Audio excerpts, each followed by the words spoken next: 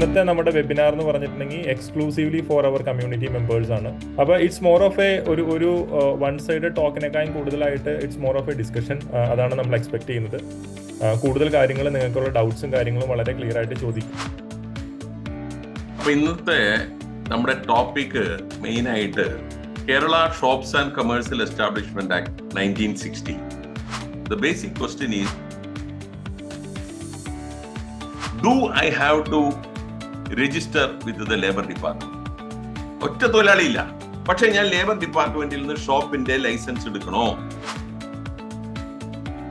ഇതിൽ നിന്ന് എന്തെങ്കിലും എക്സംഷൻസ് ഉണ്ടോ?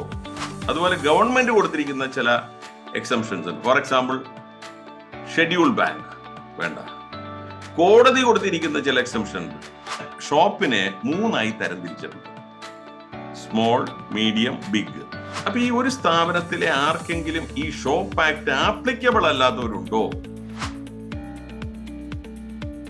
ഇനി ഈ ഷോപ്പില് പ്രധാനപ്പെട്ട ഒരു അമെന്റ്മെന്റ് കൊണ്ടുവന്ന 2015-ലാണ്.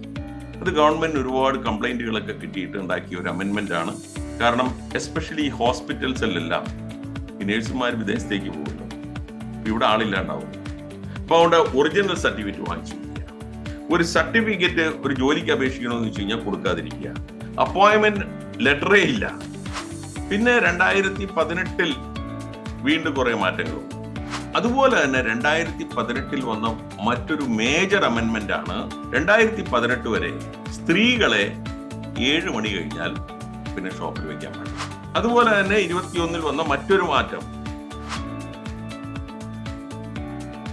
ഈ ഷോപ്പ് ആക്ട് വരുമ്പോൾ ഏറ്റവും കൺഫ്യൂഷൻ ഉള്ളതും തർക്കമുള്ളതുമായിട്ടുള്ള ഒരു കാര്യം ലീവാണ്. തീരാത്ത സംശയങ്ങളാണ് ഷോപ്പ് ആക്ടിൽ ലീവിനെ സംബന്ധിച്ച്. 13 7 സബ്സെക്ഷനാണ്. 7 സബ്സെക്ഷനും വളരെ ക്ലാരിറ്റിയോട് കൂടിയ 7 പ്രൊവിഷൻസ് ആണ് ലീവിനെ സംബന്ധിച്ച്. അതിൽ സബ്സെക്ഷൻ 1 പറയുന്നത് ആനുവലി. ഈ ഷോപ്പിലെ സ്പ്രെഡ് ഓവർ എന്ന് പറയുന്നത് എന്താണ്? ഈ സ്പ്രെഡ് ഓവർ, ഈ 2 കൺസെപ്റ്റ് നിങ്ങളൊന്ന് മനസ്സിലാക്കുള്ളൂ. The one concept is working hours. Working hours everywhere is 8 hours. Then what is spread over? ഇനി നമ്മൾ ഇതിനകത്ത് ഷോപ്പ് വെൽഫെയർ ഫണ്ടിനെ കുറിച്ച് ഇന്ന് സംസാരിക്കുന്നതാണ് പറഞ്ഞത്. ഷോപ്പ് വെൽഫെയർ ഫണ്ട് നമ്മൾ 2007 ഉണ്ടായ ഒരു നിയമമാണ്. അന്ന് 20 രൂപയായിരുന്നു. അതിനുശേഷം പിന്നീട് 50 രൂപയാക്കി. ഒരുപാട് പേർക്ക് കൺഫ്യൂഷൻ ഉണ്ട്. നമ്മൾ ഈ ഷോപ്പ് വെൽഫെയർ ഫണ്ട് തുടരണോ, തുടരണ്ടേ? തുടർന്നില്ലെങ്കിൽ കുഴപ്പം എന്താ? തുടർന്നാൽ വെറുതെ കാശ് പോകുമോ? അല്ലെ PF ഉള്ളോടത്ത് ഷോപ്പ് വെൽഫെയർ ഫണ്ട് വേണോ? അവർക്ക് വേണ്ടി ഒരു ഷോപ്പ് ഇത് IT-യുടെ ഒരു വെൽഫെയർ ഫണ്ട് സ്റ്റാർട്ട് ചെയ്യാണ്. അപ്പൊ ഇവിടെ ഡിസ്കണ്ടിന്യൂ ചെയ്തിട്ട് അങ്ങോട്ട് പോകണം. അങ്ങോട്ട് പോകുമ്പോൾ that is one thing. Second thing, ഈ 50-50 എന്നുള്ളത് അവിടെ 100 പിന്നെ WPS-ന്റെ കാര്യം എല്ലാവർക്കും അറിയാം. WPS കൊണ്ടുവന്നു. അപ്പോ ആ പോർട്ടലില് 2 ദിവസം മുമ്പ് ഡീറ്റെയിൽസ് ഫർണിഷ് ചെയ്യണം. അന്ന് പോർട്ടലിലൂടെ കൊടുക്കണം. ഇതിനെതിരെ സ്റ്റേക്ക് പോയെങ്കിലും സ്റ്റേ കിട്ടിയില്ല.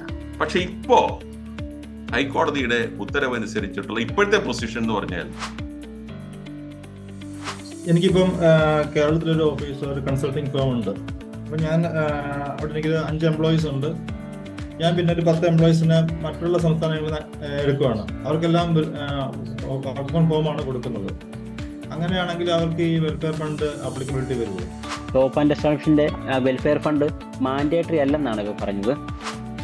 If these things are performed by you, you are the employer, irrespective of whether he works from home, irrespective of he works from some other state, it doesn't matter. If these 4 things are performed by you, you are the employer.